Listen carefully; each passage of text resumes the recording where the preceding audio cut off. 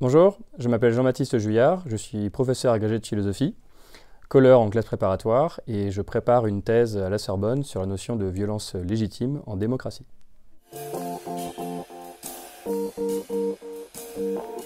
Quand on parle de la violence, on pense assez rapidement à son opposé qui est la non-violence, qui renvoie à toute une histoire et à des grandes figures politiques. Il est intéressant d'aller écouter ce qu'a dit Barack Obama lorsqu'il a reçu le prix Nobel de la paix, quelques mois seulement après avoir été élu président des États-Unis. Alors cette récompense n'a pas manqué à l'époque de susciter de vives réactions, qu'on comprend bien, puisque, comme il le dit lui-même au début du discours qu'il a prononcé en 2009, au moment de la réception de son prix, il est à la tête de la plus grande armée du monde et il donne systématiquement des ordres à de jeunes soldats américains d'aller parfois trouver la mort au combat. Au cours de son discours, Obama revient sur sa formation intellectuelle. Et à ce moment-là, il explique que quand il était étudiant, il était absolument fasciné par, en particulier, Martin Luther King. Et il précise par la suite que, selon lui, il y a une véritable force morale de la non-violence, incarnée donc à la fois par Martin Luther King, mais aussi Gandhi et Mandela, et que, selon lui, la non-violence n'a rien de naïf, n'a rien de faible, et qu'elle est au contraire un modèle moralement indépassable. Après, Obama se justifie compte tenu de ses responsabilités. Mais ce qui est révélateur dans ce discours d'Obama, c'est que sur le plan moral, la non-violence semble pleinement triompher de la violence. En revanche, quand on regarde l'histoire humaine, c'est le contraire, la violence semble clairement prendre le dessus, avoir pris le dessus sur la non-violence, malgré ces quelques grandes figures historiques. Alors, il y a une notion qui a été théorisée au XIXe siècle, qui est maintenant très connue, qui s'inscrit dans cette approche de la non-violence face à la violence, celle de la désobéissance civile, qui date d'un petit texte de Henry David Thoreau, qui s'est révolté parce qu'il ne voulait pas que ses impôts financent un État esclavagiste. Et cette notion est maintenant très populaire, elle a été retravaillée depuis dans d'autres contextes. Il est intéressant de se pencher sur sa définition. Alors, on constatera d'abord que le mot violence n'y est pas, mais il est impliqué en fait par cette approche en termes de désobéissance civile, puisque les désobéissances civiles sont non violents. Alors certes, ils désobéissent, il ne s'agit pas d'une désobéissance privée, il s'agit d'une désobéissance à la loi, lorsqu'on estime que la loi porte atteinte au bien commun. Et si cette désobéissance reste civile, c'est justement parce qu'elle refuse d'utiliser le moyen de la violence pour faire avancer la cause, même quand on juge que la cause est juste, et c'est aussi parce qu'elle respecte finalement une forme de politesse. Civile, c'est aussi civilité. Parfois, les désobéissances civiles peuvent aller loin dans leurs actions, mais ils s'interdiront de porter atteinte aux personnes. Il peut y avoir des discussions sur la question de l'atteinte, par exemple, au bien, qui est moralement moins importante, bien sûr, que l'atteinte aux personnes. Plusieurs questions ont émergé s'agissant de la question de la non-violence et des luttes non-violentes, la première étant celle de son efficacité. Certains théoriciens radicaux estiment que la non-violence fait le jeu du pouvoir en place parce qu'au fond, elle ne met pas assez suffisamment en danger l'État. D'autres, au contraire, montrent à quel point la non-violence peut, lorsqu'elle est massive, et lors justement qu'elle s'incarne dans des figures morales qui suscitent l'admiration, être très efficace.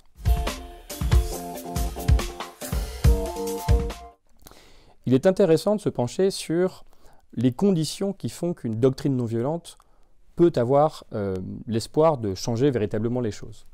Et c'est ce qu'a fait notamment Paul Ricoeur, un philosophe, dans un livre qui s'intitule « Histoire et vérité », où il s'intéresse justement à ce qu'il appelle les conditions d'une doctrine authentique de la non-violence. Et il pose 3 conditions. La première, dit-il, c'est d'avoir mesuré la profondeur de la violence. Ricoeur explique qu'il existe des formes extrêmement diverses de violence. Donc, que veut dire être non-violent? À quelle violence s'oppose-t-on? S'agit-il des violences uniquement physiques, des violences morales? S'agit-il des violences de l'État ou d'autres formes de violence qui existent dans la société? C'est la première condition, dit Ricoeur, pour que la non-violence ait un sens, c'est d'avoir fait une bonne analyse des différentes formes de la violence. La seconde, dit Ricoeur, la seconde condition, c'est de ne pas oublier que nous sommes dans l'histoire. Nous sommes pris dans des mouvements qui parfois nous dépassent et il faut se poser la question de la manière dont les actions non violentes peuvent véritablement s'inscrire dans l'histoire. Et Ricoeur écrit ainsi la chose suivante. « Il me semble que la non-violence ne peut être une attitude valable que si on peut en attendre une action peut-être fort cachée sur le cours de l'histoire. » Fin de citation. C'est-à-dire que pour Ricoeur, la non-violence comme idéal ne suffit pas. Si la non-violence ne permet pas vraiment de changer l'histoire, elle perdra forcément face à la violence. Il est intéressant de noter ici que Ricoeur évoque aussi une influence cachée. Peut-être que c'est sur le long terme que les grandes figures de la non-violence, qui nous inspirent encore aujourd'hui, finiront par triompher des apôtres de la violence. Et la troisième condition et question que doit se poser, selon Ricoeur, une doctrine de la non-violence, celle du rapport entre la non-violence et une violence progressiste mise au service du bien. Puisque la question qui se pose alors est de savoir si la non-violence est un moyen et ou une fin.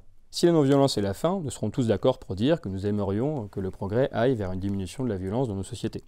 En revanche, le non-violent peut être confronté au fait qu'il existe parfois des luttes qui ont tactiquement été avancées, qui ont progressé grâce à certains actes qui ont pu être violents et qui ont pu impliquer parfois la mort de certaines personnes.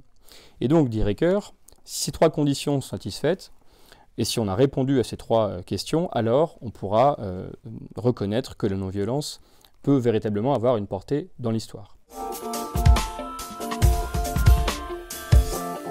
Ricoeur souligne aussi que la non-violence a d'abord une origine morale. Il fait un lien aussi avec la morale religieuse telle qu'elle transparaît par exemple dans le christianisme, avec le sermon sur la montagne. Mais Ricoeur indique ensuite que de cette base morale, la non-violence doit devenir politique si elle veut avoir un espoir de prendre le dessus sur la violence dans l'histoire.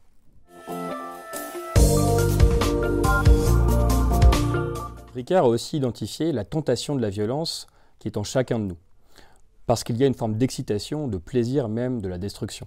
Il écrit ainsi la chose suivante: « Que l'émeute explose dans la rue, que la patrie soit proclamée en danger, quelque chose en moi est rejoint et délié, à quoi ni le métier, ni le foyer, ni les quotidiennes tâches civiques ne donnaient issue.